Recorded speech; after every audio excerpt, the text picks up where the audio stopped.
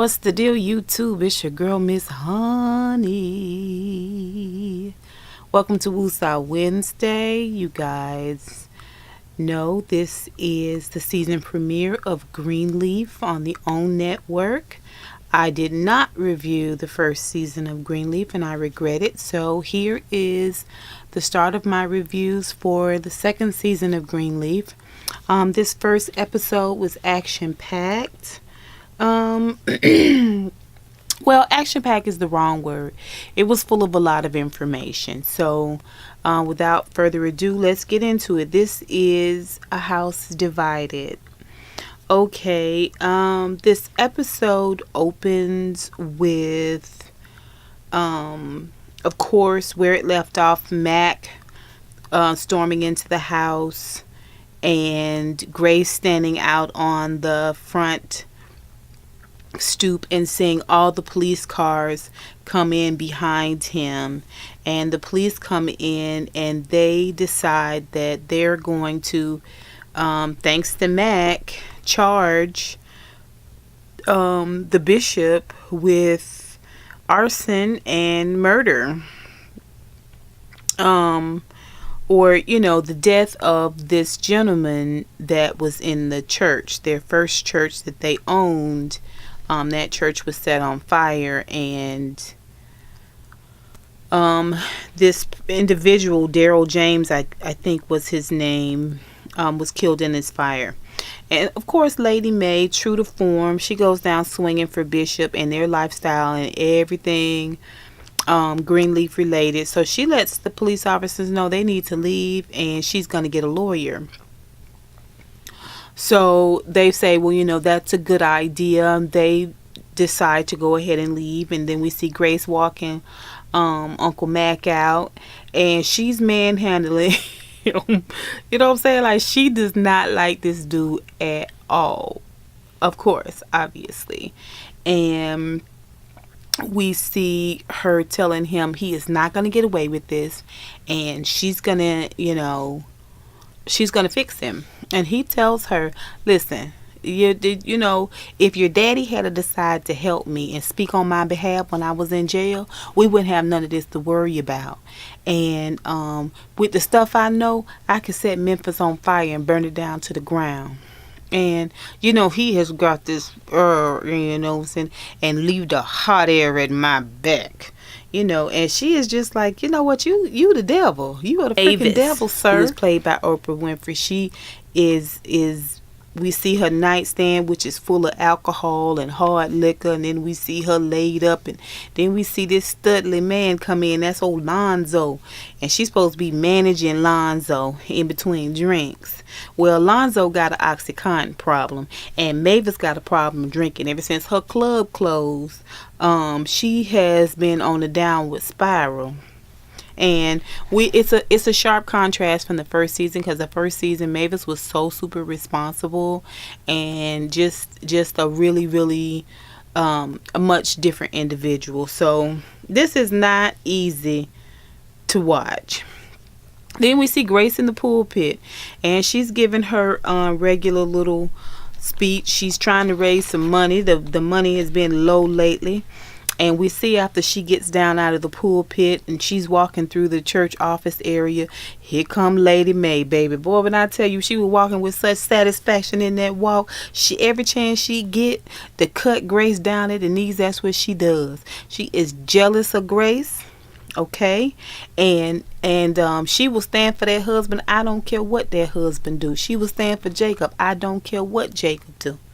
Okay, but Grace can get it. Any chance she get to take Grace down a peg or two, that's what she does. So she won't talk to her about this money. We not the reports show that the money is down. Even our own deacons and stuff not giving. And Grace tells her maybe it's because of everything that's going on with Daddy. You know what I'm saying? The bishop is there's some bad press about him in the paper constantly. That may be why. And she don't want to hear nothing about all that. No, sir. You don't bring your daddy up in this. This is about you. You were supposed to raise this money. Make it happen. So, yeah. Then we see Lady Mae's putting this lipstick on, putting that face on, baby. She keep a mask on, all right? You know what I'm saying? She is unshakable. She is unmovable. She is the incomparable Lady Mae. Bishop walks up behind and gives her a little sugar booger, and she's worried. She just doesn't know what she's gonna do. He tell her don't worry, and she say, you know what, this right here, this is a mess, and I need you to fix it. So she goes on downstairs to go to breakfast, sits down at the table, and she see Jacob, boy, and Jacob is the honey to her tea, baby, and she wants him to any new libelous articles in the paper, and he's saying no. He's just reading a couple of 2-3 things out the paper, and then here come Daddy, here come Bishop. He come down the steps. He wanna tell everybody he can't wait till he get back in the pulpit, and he been thinking about this here scripture that he want to pull out and preach to the people, about Ezra in the temple, and they like, hallelujah, amen. Lady Mae's like, hallelujah, baby, you sound like, I'm like, now wouldn't you just get in his ass upstairs? You see what I'm saying? She always got that mask on, baby. She always got the mask on. Like, so then we see Charity with the choir director, and I think a guy who is a producer, and they are trying to get this album together of songs that Charity has wrote to hopefully raise some money for the choir as well as the church. Okay, again, they in financial straits. She makes a reference to the director wanting this particular producer to come in. And the guy that's sitting next to him is played by T.C. Carlson. Y'all may remember him from Living Single, and he was Max's boyfriend. I can't remember his character. Kyle, that's what it was. So he's sitting with the choir director, and they're talking about this guy that they want to produce this album. Evidently the guy's good looking, and they kidding and joking around about the choir director just wants some eye candy. And she said, now you hold your horses, sir. Now you a married man. Now I was there at your wedding, okay? And then they talk a little bit about her being pregnant, and she had lost the baby before, and it was a difficult pregnancy. Monday coming, they gonna induce the baby, induce the pregnancy, and bring the baby on, and she just needs to take it easy.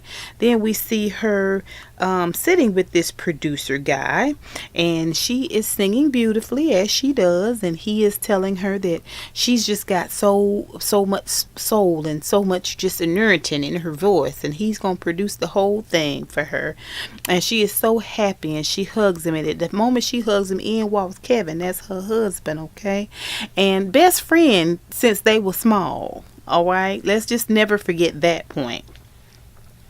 And I bring that up because to me she treated him so bad, and I don't like that. So he wants the guy to go on, step out for a minute, because he done walked through the door and saw his wife, very, very pregnant wife, hugging this man, and he's like, can I get a minute with my wife? So he tell her, why are you here? Aren't you supposed to be taking it easy? And she's just like, don't worry about me. Well, you having the baby on Monday, honey. I think we need to talk a little bit more about what's going on. She wants to give him, her hand, because he's not what she want him to be. But I don't feel like that's right. I think she has every right to be hurt about the fact that he has expressed that he has feelings for men. But at the same time, he was your best friend before he was your husband.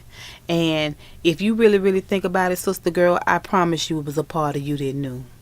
All right. The other thing is, I never ever feel like you should tell somebody to tell you the truth. Tell me the truth and I won't be mad. And then when they tell you the truth, you disown them, you cut them off, and you are absolutely 110% pissed off with them. To me, that's not right. To me, that's not fair. And I really just don't like the way she treat him. I don't care for it at all. Grace sitting in her car, and she's looking at one of the flyers that she's put together to discredit Mac and to let everybody know what's going on with him, so she could possibly get some more witnesses. Or some more victims. Kevin and Charity walking through the church again, and of course she's cold shouldering him to death. And Again, the way her family treats her, the way her family disregards her, you should be trying to build a relationship with Kevin if he want to build a relationship with you. Now, even with this, and you've decided that he's not somebody you want to be with as a husband, at least try to keep some type of friendship going, because he's the father of your child. So you tell him, he won't tell you that he wants you to come to this group session that he's been going to, just so you can hear what's going on. And you tell him that you don't believe that he could pray the gay away. Okay, he may or may not be gay, but at the same time, hasn't he been there to support you, Charity? And your family treats you like you don't even exist. What you need is Kevin, okay? If he ain't nothing but a friend, girl, get it together. Get it together. I don't like that about her. We see Jacob take the stage, and this is for Triumph. This is the church that he has joined in an effort to find his place and be a leader. He couldn't get that at Greenleaf Church, so he's gone over to Triumph, which is weird to say because they're both churches, but Triumph is like the arch nemesis church to Greenleaf. Bishop don't like the pastor of Triumph Church. So this is kind of a slap in, I guess, Bishop's face that Jacob is a pastor over there. But anyway, he's hyped up. He's full of energy. He's on point. He's charismatic. And everybody notices that he is able to execute and project. And he's got a completely different presence and energy than what he was at Greenleaf. So he goes to announce the pastor of Triumph, and he does a great job announcing the guy. The guy comes out. To me, he's nickel slick, but whatever. And he says that, he's going to take care of the church downtown, and what he wants to, in this big stunning show, give Triumph Church, which is going to be on the property right across from his father's church, the bishop's church. He wants to give that church, that property, the entire congregation over to Jacob to run. And Jacob is stunned. And then we see Carissa, his wife, sitting off to the side. And she is just like, what? This is what they both have wanted for a long, long time. Now, Jacob looks excited, but he also seems a little bit unsure. You know what I mean? He kind of looked like Trump when he won. After he won all them votes. He looked like, what have I got myself into? So, then Kirk Franklin comes out, sings a song. When the announcement is made, Bishop is in the crowd, Lady May is not there, and we see Grace and Bishop look at each other like, oh, hell. Ain't no way in the world he gonna come back now. So either Bishop's gonna have to preach going forward, Grace gonna have to do it. And remember, Grace didn't want to do it. She don't want to do that full time. She want to do something else. Although her father wants her to preach, her mama don't, and she know her dad is sick. So without Jacob being there, she's stuck like Chuck, okay, doing a job she don't want to do. All right, so Kirk Franklin comes, he sings, and Bishop standing there in the audience, and he seems slightly salty, slightly bitter, and all the way controlling about what has just transpired with Jacob. So then we see all these cars covered in flyers, and then in one of the cars we see Mac, and he's got a flyer and he's balling it up. Looks through his rearview mirror and he sees Lady May going to get in her car. He's been waiting on her, and so he goes over there to her and he tells her they're filing formal charges on Bishop tomorrow. And she says, well, what are you doing? You here to gloat? And he said, well, I'm here to help. She said, child, bye. He said, well, we are family. She said, you are no family of mine. And she got in that car and peeled off. Now, that's her brother, okay? That is her brother, her blood brother. Okay. So then we see old Mavis, she down at Benny's bar, and Benny, the bartender that used to work for her down at her juke joint, Well, Benny, who owned the bar, has told the bartender not to serve Mavis. Now she done been around town drinking, obviously, and ain't nobody trying to serve her right now. So she want Lonzo, who there with her, to get 2 drinks, and she gonna drink 1, which she does. He gets a text, and evidently there is this agency that wants him to come and be signed under them, and she doesn't want him to do it because she feels like she knows what's best for him.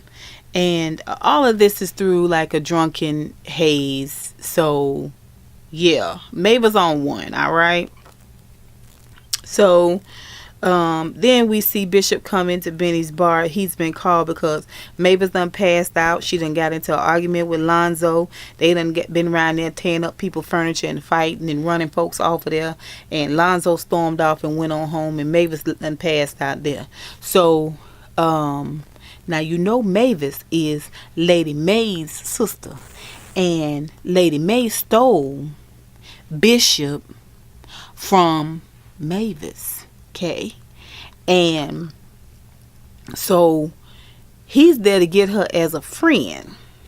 So he loads her up, gets her to her apartment, and as she's looking there into the house, he's telling her she got to get her shit together.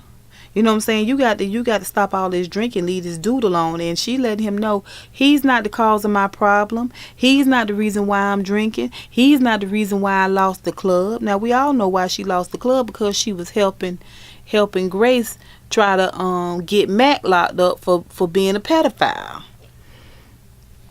And so Lady May and Mac had the club shut down. They pulled some strings. That's what I believe. Okay, I believe Lady May definitely had something to do with it. All right. And so she tells him, don't worry about it. Don't worry about me. And, you know, because she in a drunken state, she, of course, wants to, you know, get a little fresh. Are you sure you don't want something else? You know, he's like, oh, come on, don't be ridiculous. And she goes on upstairs, and when we first see her and Lonzo together, she made a reference about him being on OxyContin, and that stuff was bad news, like alcohol any better. But she goes in, and he's passed out, and she takes one of the pills out of the bottle, and she looks at it. Now I don't know if she took it, but she looked at it, and she definitely thought about it. Okay, so this is bad news. It's one thing to be a drunk. It's a completely separate situation when you talk about adding drugs to it. And Mavis already look like she been rolled hard and hung up wet, baby. Okay. Okay, guys, next we see Bishop is back at the house. He and Grace are standing out on the patio, and she asks him, did you do it, Daddy? Did you do it? Now, because of these charges, she realizes that he could have, possibly had this church burned down, but also, well, you responsible for somebody dying? He want to sit down. She said, no, just tell me. Okay, stop treating me like a little girl and be honest with me about what's going on. So he said, look, I was a young pastor. It was our first church. We were in over our head. It was a lot of debt. And one day I was opening up a bill. Matt came in. The bill was for $1,000. And he asked me, did I want him to take care of it? And I didn't say no. And, you know, it's an admission of guilt, but not really. It's not ownership. And we see this with the bishop, both in season 1 and season 2. He doesn't want to relinquish the idea that he is somehow honorable and good. And at every turn we see him show us that he is not so much. So, you know, she tells him, how can you preach? How can you be up there and you preach and Daryl James died at your, you know, because of you? And he say, I don't preach that I'm perfect. He say, I preach about grace, you know. Okay. So next we see Lady May. Lady May down in the nursing home where her daddy is. Now we know from last season that Lady May cannot stand her daddy. So we already know that the fact that she is there with her daddy and need to talk with him means she's up to something. Okay? If you remember from last season, she couldn't even stand to look at him. Alright? And Mac, her brother, pedophilia, her brother who likes little girls, was taken care of. So she, hey daddy, and she sits down at his bedside. He said, I knew you'd come. And she said, oh, they keep it so hot in here. And she starts to wipe his brow. And he said, you always was sweet. She said, Daddy, I need your help.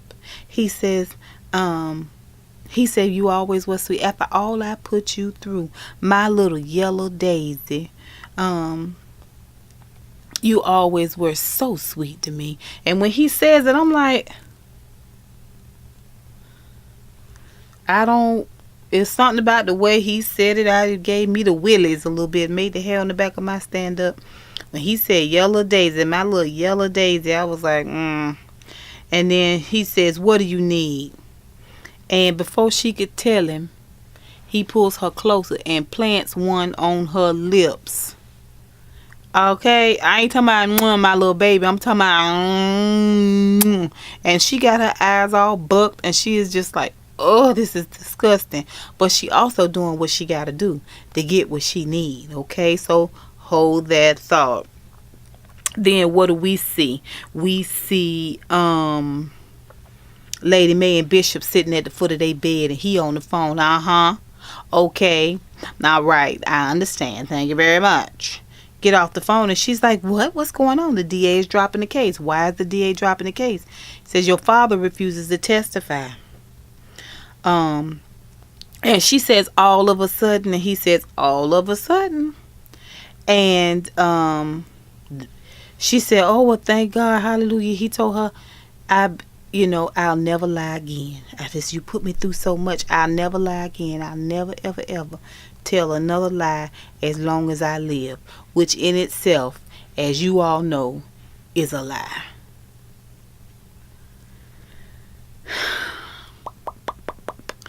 The next thing we see is Mavis. Mavis, she is bitter. Ooh, she is moody. And she is cross. She tells old Lonzo, come on in here and sit down. It's dinner, And she's telling him about the fact that he doesn't need to be talking to this other agency. And he tells her he wants to talk to her. Well, it turns out the bishop then came to him and told him he wants Lonzo to stay away from Mavis. And she is pissed off about that, okay? Because she working on something with this dude. Alright? And she's able to do what it is she do, with the drinking and whatnot with this dude. And she don't need them in her business. She don't need the bishop in her business. So she mad about that. Then we see a baby shower for Charity and a baby. Okay, so she's had the baby. They're having the baby shower. They're all there. Lady May is in full mask regalia. So she is being the perfect little first lady, right? She's buzzing around and there's someone at the gate. Just let them in. That's probably more people here with cards and flowers and wishing me well. And you ain't even had the baby, Lady May. Calm down. Well, it turns out it was Mavis at the door. So she storms in and right before she gets there, right before she storms in, we see Carissa nudge Jacob to go over and talk to the bishop while he at the food table. So he goes over to talk. Lady May is there, and Bishop don't want to acknowledge him. He don't want to talk about it. Now. Let's not forget that he just got the news that the charges are not, the DA is going to drop the charges, okay? And You've been given a measure of forgiveness, but you refuse to give your own son, your only son, a measure of forgiveness, or as far as we know, a measure of forgiveness. See, that's what I'm saying about the bishop. This is why I have a love-hate relationship with him and Lady Mae. They both been through some things. They both are broken people, but it's this kind of stuff that pisses me off. This hypocritical stuff that pisses me off. You've been given a measure of forgiveness and favor, but you won't even extend this to your own son. So he lets them know, when he realizes the father ain't got nothing to say to him, he want him to apologize. Bishop said he ain't gonna talk to him till he apologized to him. And he just lets them know he's moving out. That Triumph is giving them a pair of, a parcel, where, a place, a house where they'll be able to stay. And Carissa going to check it out. And Lady Mae ain't having it. See, now that's her favorite. That's her favorite. She can't stand Grace because she's jealous, and Charity just don't matter. And Jacob is her favorite. She don't want him to leave. She don't want him to go nowhere. And she begs them to both talk it out. Wait before you make any hasty decisions. But if Carissa got her way, she ain't staying there with that mess. She gonna take her and Jacob and Zora, and she gonna do her own thing. So, in comes Mavis. Boy, I tell you, Mavis is hot as a bag of bees, baby. She is hot as fish grease. Stay out of my business. That's what she tells the bishop. And she starts to tell the story, boo, about Lady Mae. Lady Mae's like, if you don't get your drunk self out of here, she tell her, look here, you always was uppity, and I'll tell you something else, you knew. All that time you knew that either Lady Mae mama or her mama used to beat Mavis, and you used to watch it standing there in your pretty dresses, always going off on trips with daddy. Okay, ain't nobody put two and two together that her daddy was treating her like a girlfriend instead of a daughter. And that when she said that made Lady Mae that much more fired up. And she told a story about how she knew, Lady Mae knew, that Mac was hurting, was sexually molesting Grace's sister, the one that died, the one that brought Grace and them there. She knew. And Lady Mae, boy, when I tell you, oh baby, when she got them lips tight, you are drunk. You are a drunk and a liar. Get out of my house. She puts her out. The whole party is over. Now, for as Rock says, she don't think that Oprah done lost weight. But when she was going down them steps, I was like, no, Oprah a little smaller than me. Anyway, that's the end of that. Grace walks Mavis out. Okay, of course, when Grace goes to walk Mavis out, she's afraid to let her go because she knows that she's been drinking. She goes on, she says she finds she got to go to Memphis and get Lonzo back. And Lady Mae comes out on the patio and she with Grace. And Grace asked Lady Mae, did you know? And she said, no, I didn't know. And they watching Mavis drive off. She said, you think she'll be back? Lady Mae says she'll be back. Grace said, how you know? Say she family. So then we see they back in church, and Daddy is supposed to be preaching this time. He's standing there on the pulpit. He done put a hand up, and that hand is just moving because he's got Parkinson. Y'all remember that from last season? Okay, hold that thought. All right, so we see this moment. We also see when Lady Mae goes back in the house after Mavis leaves, she gets into Bishop's behind. But now it's Sunday and they on the pulpit. She holding Bishop's hand like no big deal. That's what I'm saying. Always got a mask, okay? And so then we see the singing, the motherboard is there, the deacon board, the ladies, they looking with disdain at the choir director because again he's a gay man who's married to another gay man, and they don't look like it. They look down upon it, okay? And we all know that this is going on because Grace talked to the head deacon prior on in the episode, and she knows that they all have a problem with the fact that he's gay and the fact that they're allowing it, the fact that Charity sang at at his wedding, and it's sort of like condoning it and giving the thumbs up on the lifestyle. And it's certain people that ain't giving because they feel like that's wrong. And we see sort of a glimpse at the group of ladies who are spearheading this Down with the Gays program at the church. Then we see Pastor Bishop back in his office, and in comes the pastor from Triumph. And he comes in with a cool, slick threat. Okay, now the pastor from Triumph ain't innocent. Now he gives me some old slick okra teas. You know what I'm saying? He got a little slimy way about him, and I don't care for. Now the bishop ain't too much better, but I'm just saying. And so the bishop said, "What is it? What's your problem? Why you against me? What do you have against me?" And he said, "Well, you really don't know." The Triumph pastor said, "You really don't know?" "No, I don't know." "What?" He say, "You took something very important to me." So come to find out, Daryl James, who was killed in the church fire at their first church, was the pastor of Triumph's daddy, and he is out for revenge. Boom. That's episode 1, season 2, Greenleaf, y'all. Okay, it's going to buckle up. It's going to be a bumpy ride. Okay, you guys, if you love the content, you love Greenleaf, please comment down below, give me a thumbs up, and please don't forget to subscribe to my channel. I would love to have you. Thank you to all my new subscribers, and until next time, you guys, I'll holla.